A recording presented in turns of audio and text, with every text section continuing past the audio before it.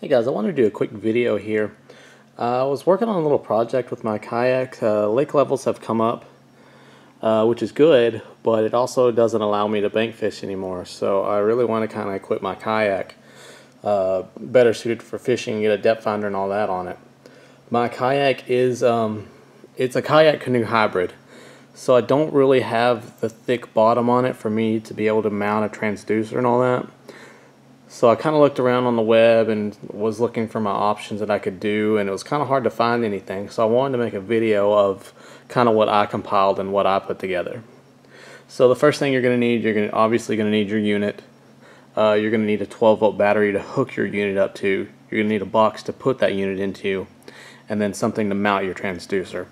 If you're not comfortable with putting holes in the bottom of your kayak or anything like that, or you can't like me because it's such a thin bottom, I found a solution for that.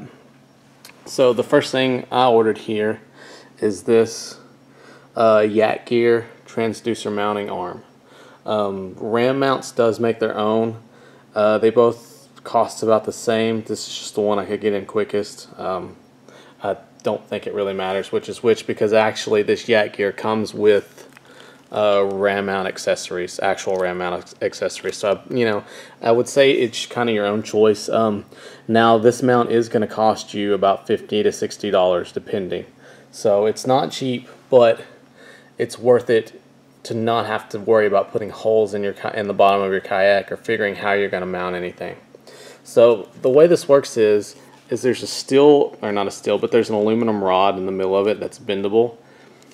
And it comes with, again, your ram mount accessory here on the side that allows you to mount to a ram ball, and it goes over the side of your kayak and hangs down in the water. So all you have to do is mount the ram ball on your kayak and it stays on there.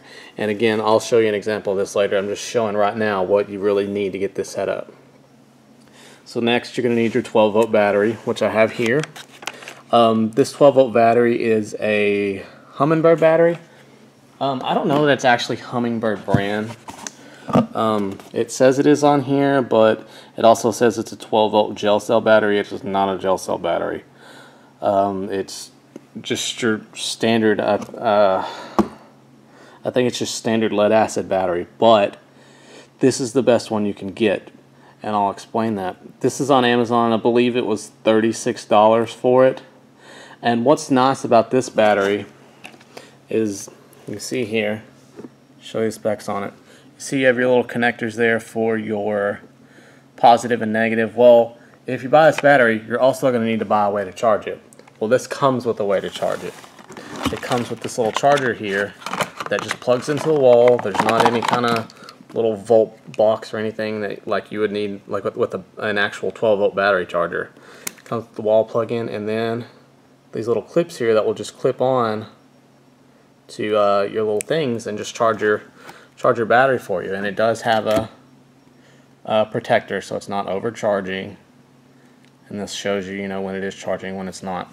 So what I had found when I was shopping was that yes, you can pick up just a battery by itself for about $17 to $20, but then you're going to turn around and spend $20 on a charger, a third-party charger that might not work, as well as you'd like it to. So for me, with this Humminbird kit, I found that comes with a charger that is going to work for it for, I believe, $30 to $36.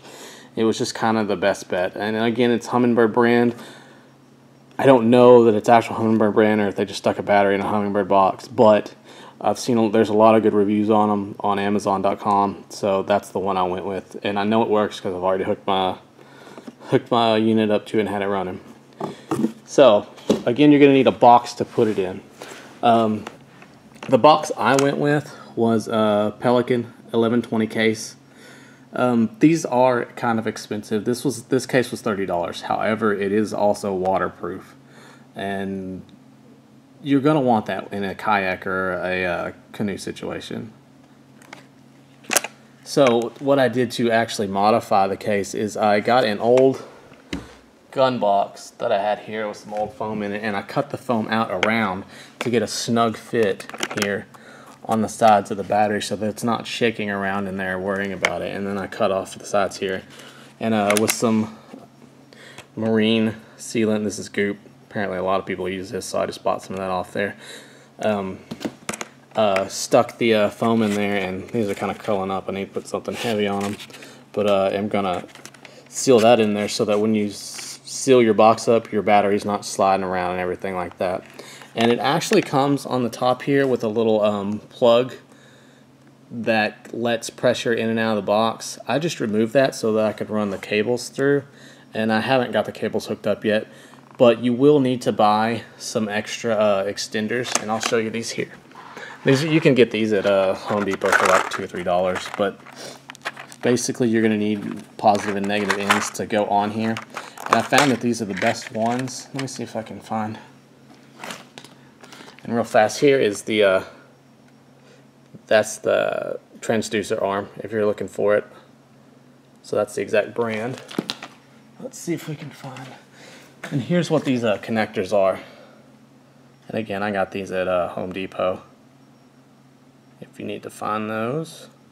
But what they are is, and they have male and female. Here you can see this one is a, let's see if we can get to focus. This one is a male. Okay, see there?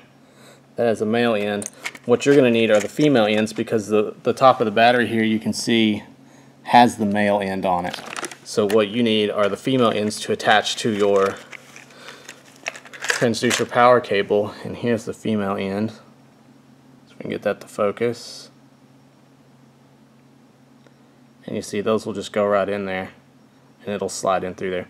And then you will put your, sorry this is not focusing, see that little hole there, you'll put the end of your cable in there and you'll crimp that in there, and it works just perfect. When you do it, don't forget to put on your fuse box that comes with your unit. I went with an Elite 4 4X chirp. This is a newer technology.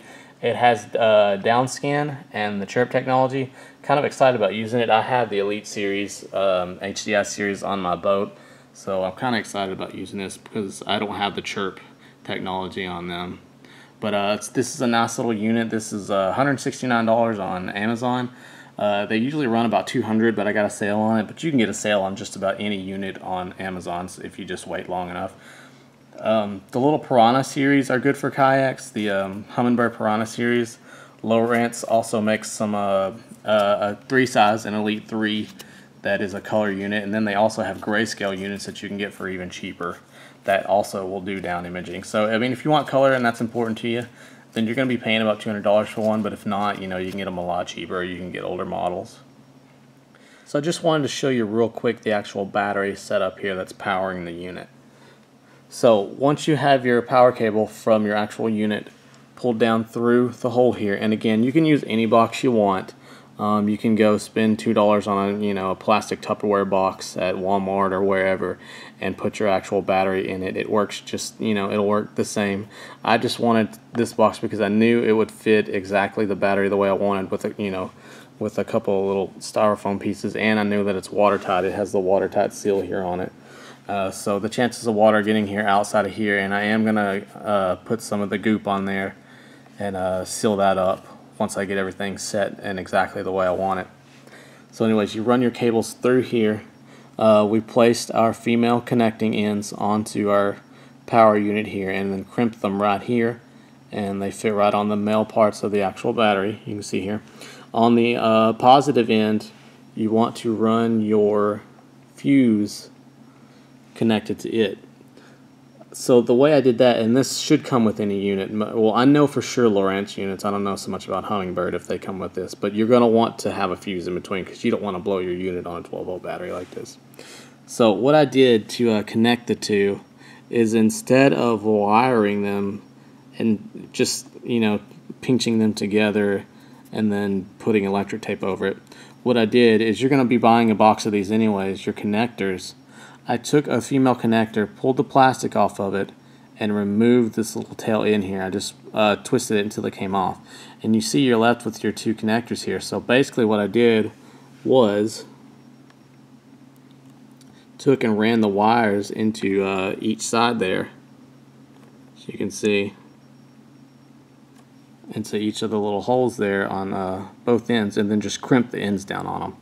so that, you know, they're not going anywhere. I will electric tape over this just so that there's no, you know, just in case any water does get in there or anything, there's no risk of shock. But again, the fuse is here to protect it if it does.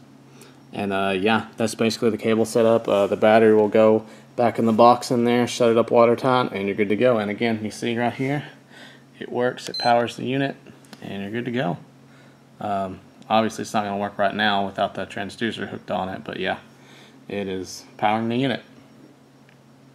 Okay, so again with this RAM mount, you have your little RAM connector here on the end, and it goes down, and you'll hook up your transducer here at the bottom, and this will work on just about any transducer because it's basically just a screw that screws in on the other side and will hold your transducer in place there. So what I did is just mounted the little RAM arm right here on the side of the Kayak, and you can see it is a canoe kayak hybrid. So the whole inside is hollowed out, so there's just that thin part there at the bottom, so I really didn't want to put a transducer, put any holes in the actual boat. So what I did is I mounted the RAM mount on the side. So basically you'll take your RAM mount and you'll just hook it on there. I can get it to turn here. Sorry, it's hard to do one-handed. So you'll tighten up your RAM mount on your ball here. And again, this is one-handed, so I apologize for